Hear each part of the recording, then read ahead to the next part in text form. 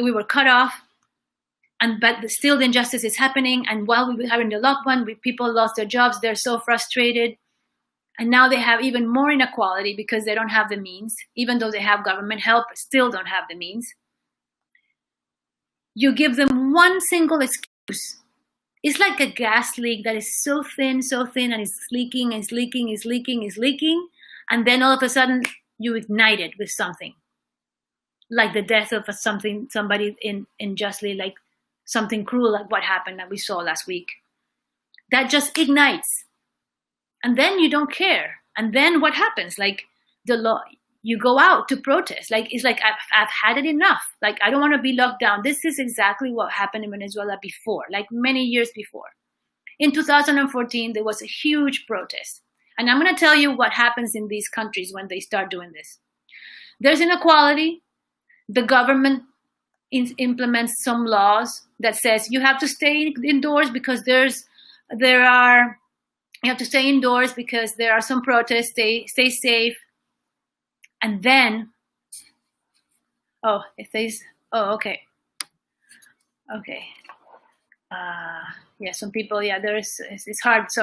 I'm having an internet technological issue. I'm using a Wi-Fi that is very slow on the restream. So sorry, I apologize for this one. It's not very good. Instagram is probably hanging out better. If you want to move to that one, at Neni Chacin. If you want the people on Facebook, and you can go to Neni Chacin in social media on Instagram, or on Instagram to get a better signal. But on Facebook, YouTube, Periscope, and Twitch probably is going to be a slow version of it. In any case, I'm just replying some of the comments. It's a little, I lost the signal for a second. But to continue. So this is the trajectory. These are the things that happen. First, people protest against an injustice and inequality. Then the system implements ways to control the security and safety of the businesses, of the people, because there are people that are violent or not violent. So to protect it, then people get inside. And then after that, people get more angry, and then they go out. And then after a certain time, if the riots continue, then the military goes out to protect, then they start fighting between each other, and it's like brothers against brothers. Nobody wants to be fighting. And then after that, people are even more enraged. They show disaster things where brothers are killing brothers. And then what happens at the end? The government shuts everything down to the point that they can even shut the electricity and internet to not allow people to be connected, to share the information if they want to hide things. So this happens all the time. I'm telling you, it happens all the time. It's happened in Venezuela several times. It's been like that, like exactly when last year when things were going again to a tipping point. People were locked down in the house. They didn't know. Finally, they go out, they protest. Then the resources get cut off, communication, water, electricity. And now everybody's quiet. Everybody's only thinking about what to eat, how to protect their business, how to be secure. And then you forget about inequality. They have no energy to fight for that. And this is the same trajectory that we could possibly be going. So it's very important to be aware. So I wanted to share how that happened over there. And I'm aware of this thing. This has happened several times in the developed countries. It happened in Venezuela several times. The injustice, this corruption, there's all these things going on. And this could be repeated in a different place. I'm not saying it's going to happen here. I'm just saying that we have to be prepared for the worst and the most likely. And we have to know how to protect ourselves against all kinds of systems that govern us and that control us. Because we're supposed to be free, do whatever we want, however we want, whatever we want, right? As long as we have well-being for us and for the others.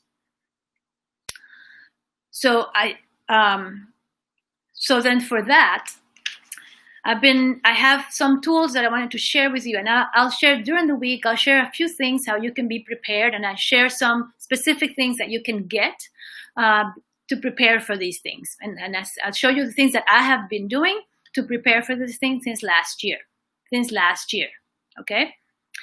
So in Venezuela, Or again, I saw when my brother told me, like, how is it like over there? Well, it's like the purge. The bad people, they take advantage, and then at night, if there's no electricity, they go and loot and rob and do whatever, and they kill whatever, and it happens every night. So you have to be prepared. What do you have to do? It happened in France as well. People were remember, like the communication, the transport. It's been horrible. The transportation strikes were going on since November, all the way December, all the way till January. And it wasn't until the pandemic happened that everything got stopped. It was the only way that would stop the protesters. They just opened them up. Now they're back again protesting. So they'll do whatever. Oh no, now we have to put a law. Today I found out that they're actually they just introduced a new law to be approved, not approved yet, to not allow people to film policemen and show it on the social media. That is illegal. So you get a fine, you get arrested. I don't know what they're going to do, but that's what they just introduced this law this week because of what happened here. So we have to be protected and make sure that we have ways to share information, like what is the plan B, what is plan C. So we have to be protected. So I'm going to share 3 things. One, I'm going to invite you to 3 things. One is to be aware. The first step is awareness.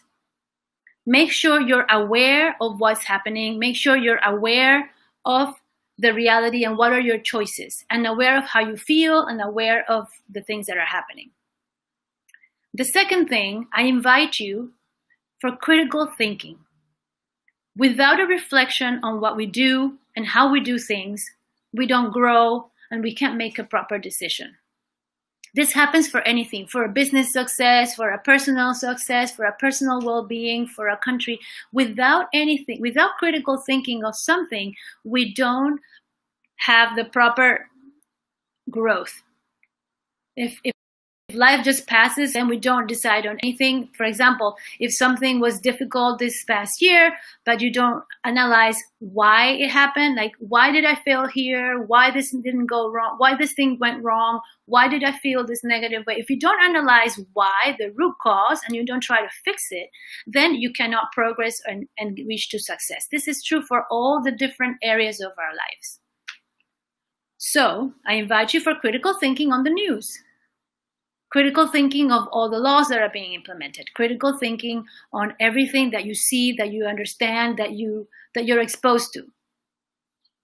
If they tell you there's a coronavirus, if they tell you there's a pandemic, you have to stay home, then decide and do critical thinking on and analyze the data. Get informed from as many sources as you can, the good ones, the bad ones, the not so good ones, the not so bad ones, anything, because you have to be seeing both sides of the spectrum. Even with the political stuff. So what the one political view says and the other political view says. And just have your own critical thinking.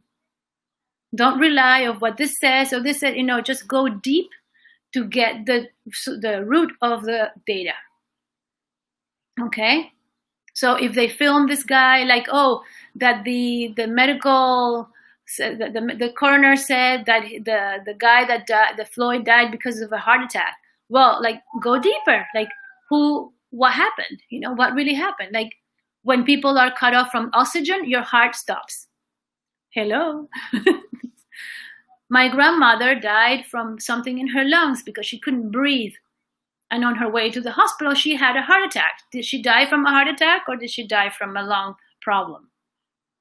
So those are the things that you have to just do. Watch with critical thinking. I'm gonna share this really raw things here this week. So these are the 3 things I wanted to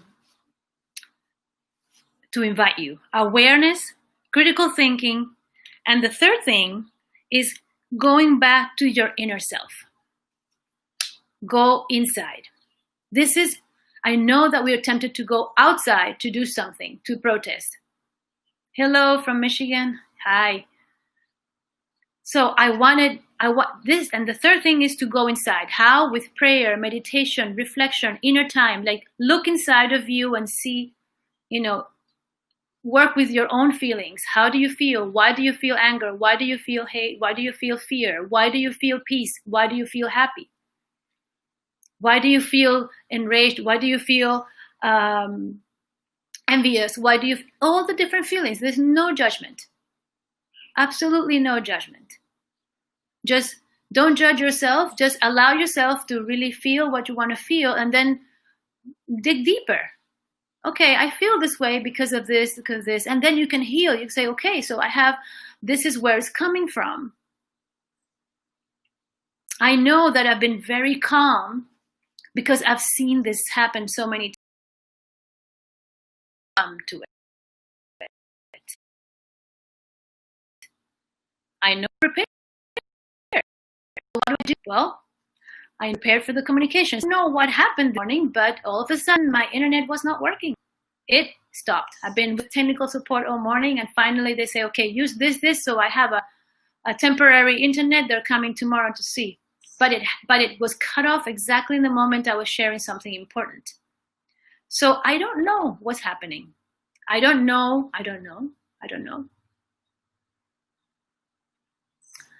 The greatest song of all time is titled, let me see, Beds and Burning by Midnight Orchestra. Thank you for following. Okay, there's some messages from Michigan. Thank you for watching on Twitch, on Periscope, on Facebook, on YouTube, and on Instagram. So these are the things that I want to share with you. Invite you to be aware.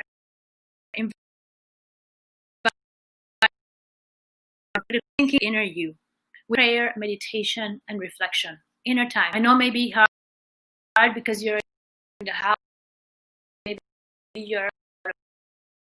Just go to the bathroom and have some prayer. Just take a shower and have some prayer in the shower. There's just go take a little moment. Even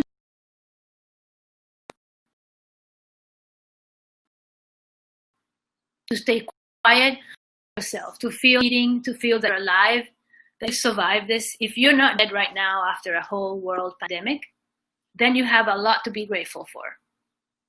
There's some people that have lost even limbs with this situation. So it's very important to feel grateful. And so if you spend time with yourself, feeling your own body, just your own heartbeat, feeling your own breath, and really realizing that you're alive in this moment, that you've survived this. You survived, getting fired or losing your job or not having any money. You survived. You survived this whole pandemic. You survived being Black and not being killed like Floyd. So you have something to be grateful for. And I think that it's very important that you really reflect. I'm going to share a few things that you can get for your own house during these to prepare for. We don't know what's coming, but it's better to be prepared and aware. Okay, this whole week I'm going to do this. I know we've gone a little bit over, but thank you so much for being in tune. Like I said, the sponsor for this whole week is Mario Labarca, and his Instagram is pinned to the bottom, and is also here on Facebook and Periscope and all the other media.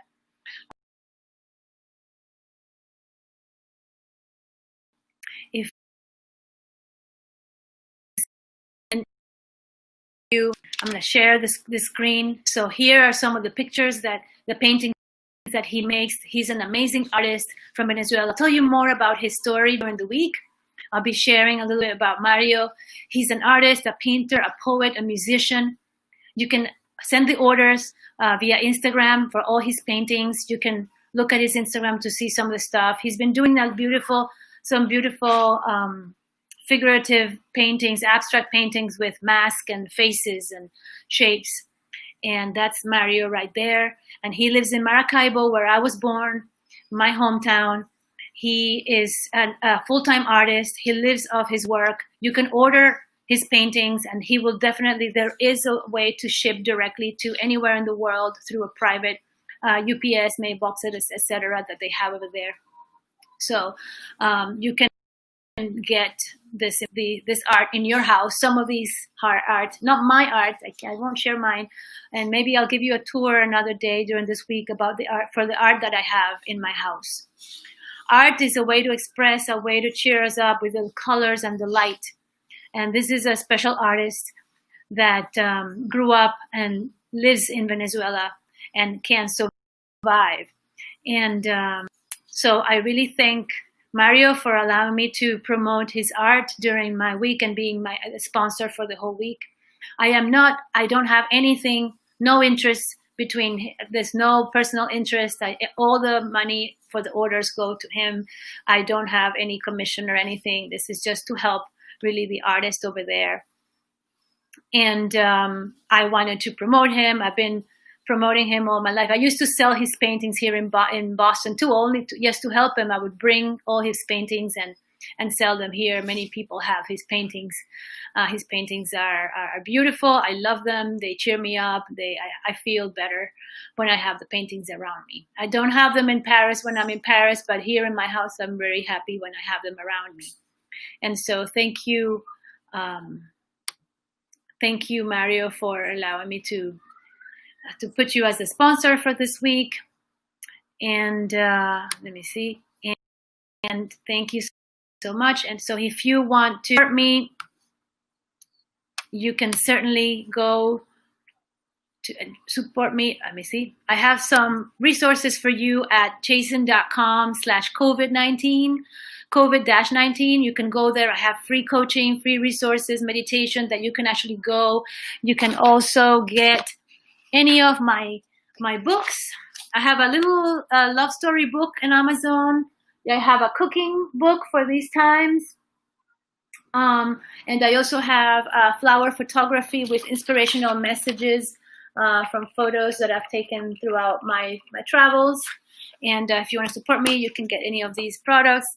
And if you want to get coaching, you can also go to my website, automateyoursuccesscoaching.com, or even in the chacin.com/COVID-19. You can also get some free introduction coaching, free coaching to test it, to see if you're the right person for me and you to be collaborating and to be coaching. And yes, and I really thank you today until Saturday, every day for 30 minutes. My Songversation. You have also a Facebook group called Neni Chacin Coaching. You can also join that group. I put some exclusive things in there if you want to join the group. And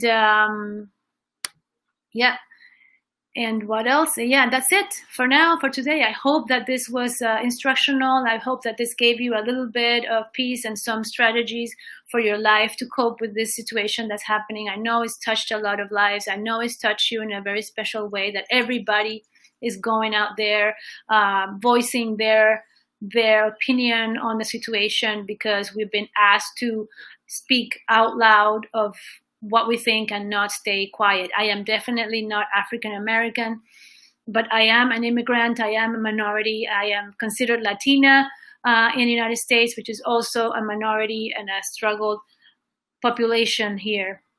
But I consider myself privileged because I've had very little suffering in that respect. You know, I have experienced a lot of racism here, even compared to France, a lot more here in the United States, but nothing in comparison with a real African American that grew up here in the States with all the limitations and stigma and the treatment that they get. And so I thought that it was important for me to tell you how I'm going to cope, how I'm going to help you and give you resources, tools, strategies, things that you can buy, things that you can prepare for not just this, because this may be a distraction from everything that's going on, even bigger than what we think. And we have to really prepare and really be ready to rise up, ready to shine the inner potentiality, the inner love, the inner fire that we all have to create a a world full of peace, justice, freedom. Thank you so much for listening. Thank you so much. And I will see you soon tomorrow, 1:10 p.m. until Saturday. Okay, so tomorrow some more. Thank you.